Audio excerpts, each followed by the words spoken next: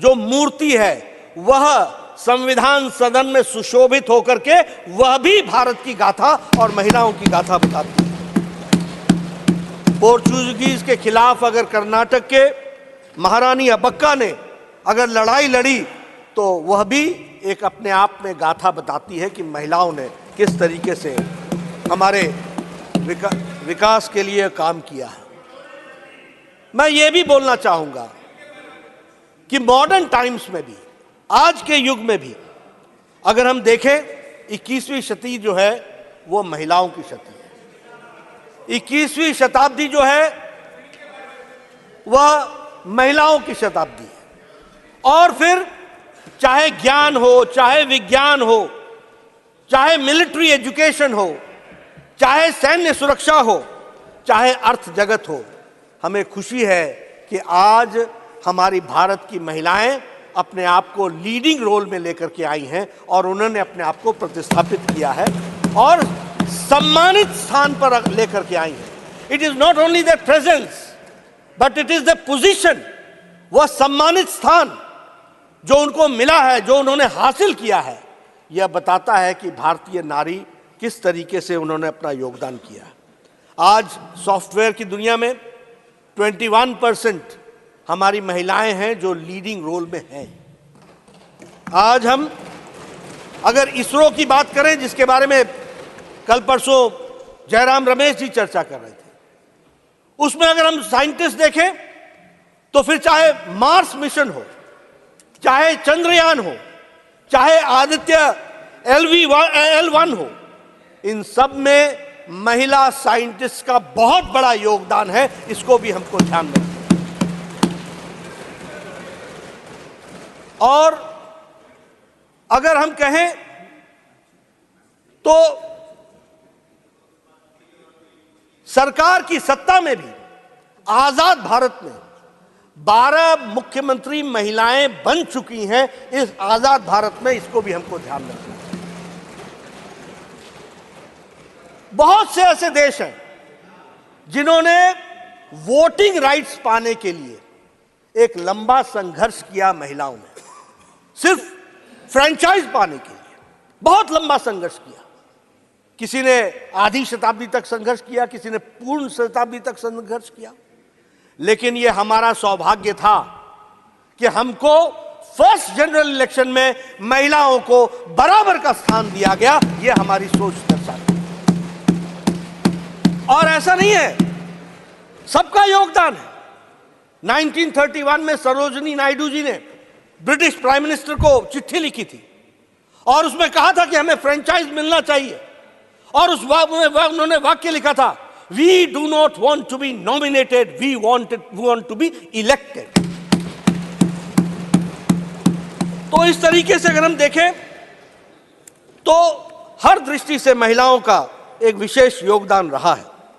और हमें यह भी सौभाग्य है कि बहुत देशों से पहले हमें प्रधानमंत्री भी महिला इस देश को बहुत पहले मिल गई, कई अन्य देशों से पहले। इसलिए हमारा नजरिया बेचारा, अबला, बेचारी नारी ऐसा कभी नहीं रहा। हमेशा हम लोगों ने उनको एक विशेष स्थान देकर के उनको आगे बढ़ाने का काम किया। हमारे कॉन्स्टिट्यूएंट असेंबली में भी 15 महिलाएं थी जिनका विशेष योगदान संविधान के निर्माण में रहा।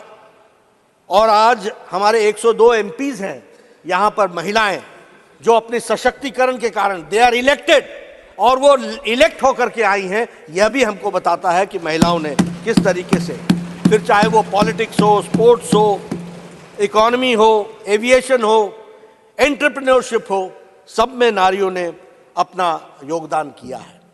इसलिए जब हम नारी शक्ति वंदन विधेयक को लाकर उनको हम सशक्तिकरण कर रहे हैं तो ये उनके ऊपर हम एहसान नहीं कर रहे, ये उनका सम्मान है, ये उनका सशक्तिकरण है, ये उनकी सहभागिता को बढ़ाने का कार्य है। यह हमको ध्यान में रखना चाहिए। मैं यहां यह भी कहना चाहता हूं कि कुछ धारणाएं हम बदल दें, और ये मैं अपने आधार पर नहीं कह रहा हूं, रिसर्च के आधार पर कह रहा हूं। रिसर्च ने यह बताया है कि महिलाओं की सेंसिटिविटी ज्यादा है। रिसर्च ने यह भी बताया है कि महिलाओं की सेंसिटिविटी वाले विषयों पर डिसीजन मेकिंग कैपेसिटी ज्यादा तेज है और ज्यादा फास्ट है। मुझे याद है 1993 में मैं पहली बार विधायक बनकर के बीजेपी ग्रुप का नेता बना था। उस समय पंचायतों में रिजर्वेशन हुआ था विमेन का, और जब हम समाज में घूमते थे तो पता नहीं पुरुष प्रधान समाज क्या क्या बातें करता था। ये कुछ नहीं कर सकेंगी, ये तो पता नहीं सरकार ने क्या सोच लिया है, ऐसे थोड़ी ना काम चलता है, ये क्या जाने। इस तरह की बातें हमको सुनने को मिली थी। मैं इसका फर्स्ट हैंड विटनेस हूं। लेकिन महिलाओं को पंचायत में बराबर का स्थान मिला, और मैं आपको बताना चाहता हूं कि अब रिसर्च ये बताती है कि women are more accessible than men as a public representative. अब ये रिसर्च बताती है कि कलेक्टिवली नशा के खिलाफ महिलाओं ने आवाज उठाई है। अब यह बताती है कि the corruption level is less where there are women representative. यह भी बात समझ करके, मैं पुरुषों के खिलाफ नहीं बोल रहा हूं, इसको अन्यथा ना लीजिएगा। लेकिन जो रिसर्च की दृष्टि से अभी यूनाइटेड नेशंस की एक रिसर्च आई है, और यूनाइटेड नेशंस की रिसर्च ने यह कहा कि वाटर स्कैर्सिटी में काम करने में और वाटर स्कैर्सिटी को दूर करने में महिलाओं के नेतृत्व में 62% ज्यादा काम हुआ है इस तरीके की रिसर्च में। इसलिए उनकी कैपेसिटी, और आप तो जानते ही हैं कि महिलाएं घर चलाती हैं, इसलिए बजट का भी जितना उनको ज्ञान होता है और जितनी सेंसिटिविटी होती है वो हम सबको मालूम है, अपने घरों में भी हम सबने देखा। इसलिए उनकी capacity, decision making, financial sense, इसको हमको अप्रिशिएट करना चाहिए और उसको भी हमको ध्यान में रखना चाहिए। मैं यहां यह भी कहना चाहूंगा कि नेशनल पर्सपेक्टिव प्लान के तहत जब हम लोगों ने काम शुरू किया तो उसमें आज लगभग 14 लाख से ज्यादा महिलाओं का पंचायती लेवल पर रिप्रेजेंटेशन है ऑन डिफरेंट लेवल्स, और ये एक कंटिन्यूअस प्रोसेस को, ग्रोथ को आगे बढ़ाने का काम किया है, सब लोगों के योगदान से हुआ। और एक लंबी जर्नी, अब जब लंबी जर्नी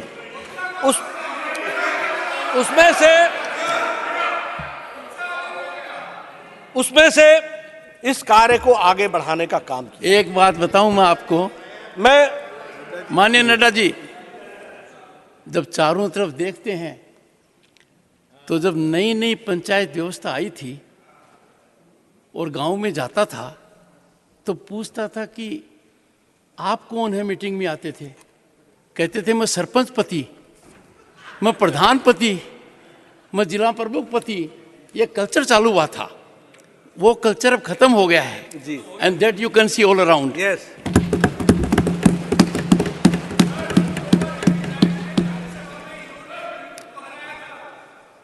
मैं